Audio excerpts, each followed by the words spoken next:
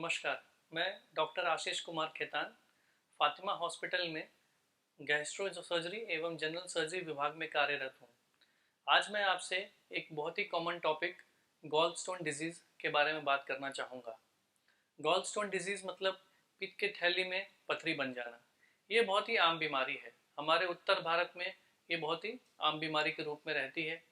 Generally ये बीमारी महिलाओं में ज़्यादा होती है पुरुष के कंपैरेटिवली, क्योंकि उनके में हार्मोन्स के लेवल फ्लक्चुएट करते रहते हैं, प्रेगनेंसी होती है और भी कारणोंवश पित्त की थैली में पथरी महिलाओं में ज़्यादा देखी जाती है। बहुत बार ऐसा देखा जाता है कि पित्त की थैली में पथरी होते हुए भी किसी को कोई समस्या नहीं होती है, कोई दर्द नहीं होता या किसी प्रकार की कोई तकलीफ नहीं होती है मरीजों को।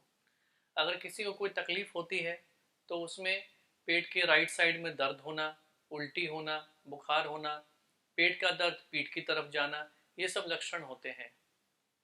मोस्ट ऑफ द टाइम यही लक्षण मरीजों में पाए जाते हैं। कभी कभी ज़्यादा इन्फेक्शन होने से उनको तेज बुखार एवं उल्टियाँ ज़्यादा होने लग जाती हैं। अगर पित्त की थैली की पथरी कभी अपनी जगह से खसक जाती है और पित्त की नली में चली जाती है तो मरीजों को पीलिया हो जाता है। और अगर नीचे जाने चेष्टा में पथरी, कभी कभी पैंक्रेटाइटिस, जो एक बहुत ही घातक बीमारी कभी कभी मरीजों के लिए हो जाती है, वैसा भी हो सकता है। और बहुत बार सबसे इम्पोर्टेंट है मरीजों में पित्त के थैली का कैंसर हो जाना। ऐसा देखा गया है कि मोर देन 90% पेशेंट जिनको पित्त की थैली का कैंसर होता है उसमें पथरी होती है, बड़ी बड़ी पथरियाँ होती हैं। और बहुत बार उन मरीजों को कोई तकलीफ नहीं होती और सीधे वो जो हमारे पास आते हैं हल्का फुल्का पेट में दर्द लेके, तो हमें पता चलता है जांचों के द्वारा कि मरीजों को पित्त के थैली में पथरी के साथ साथ कैंसर की संभावना भी है। इस ऐसी स्थितियों में कैंसर जनरली एडवांस स्टेज में पाया जाता है। अर्ली स्टेज में मरीज बहुत ही कम हमारे पास आ पाता है। इस वजह से उसमें मरीजों के लिए हम बहुत कुछ ज़्यादा कर भी नहीं पाते। कुछ रूटीन ब्लड टेस्ट एवं अल्ट्रासाउंड के द्वारा पित्त की थैली में पथरी दिखाई दे जाती है, उसी हिसाब से उसका उपचार किया जाता है। इसका सटीक इलाज ऑपरेशन ही होता है, जिसमें हम पित्त की थैली को पूरा निकाल देते हैं पथरी के साथ। ये ऑपरेशन दो प्रकार से किए जाते हैं, ओपन एंड लैप्रोस्कोपिक अप्रोच मतलब चीरे द्वारा, और दूसरा दूरबीन विधि के द्वारा। पिछले 15-20 सालों में दूरबीन विधि से इसका ऑपरेशन का प्रचलन बढ़ता जा रहा है। लैप्रोस्कोपिक अप्रोच सर्जरी में बहुत सारे फायदे के साथ आता है। जैसे इसमें चीरे बहुत छोटे छोटे लगते हैं, इसमें मरीजों को ऑपरेशन के बाद दर्द कम होता है, उनकी रिकवरी जल्दी होती है, वो जल्दी उठ के बैठ पाते हैं, घूम फिर पाते हैं, जल्दी उनका खाना पीना शुरू हो जाता है और अपने ड्यूटी, अपने जो भी ऑफिस के वर्क हुए पेशेंट्स के, उसमें वो जल्द से जल्द जा पाते हैं। साथ ही साथ चीरा ना के बराबर होने की वजह से भविष्य में किसी हर्निया का चांस भी बहुत कम हो जाता है। लोगों में कुछ मिथ है पित्त के थैली के पथरी के ऑपरेशन को लेके, साथ ही साथ दूरबीन विधि से लोग डरते हैं, घबराते हैं कराने से, जो कि आजकल बहुत ही गलत है।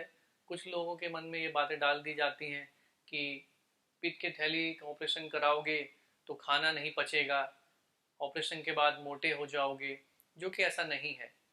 पित्त का थैली का काम होता है पित्त को संभाल के रखना, जबकि पित्त लीवर में बनता है। तो ऑपरेशन के बाद भी शरीर में लीवर द्वारा पित्त बनता है, जो कि खाने को पचाने में सहयोग देता है। तो ऐसा बिल्कुल भी नहीं है कि ऑपरेशन के बाद खाना पचेगा नहीं।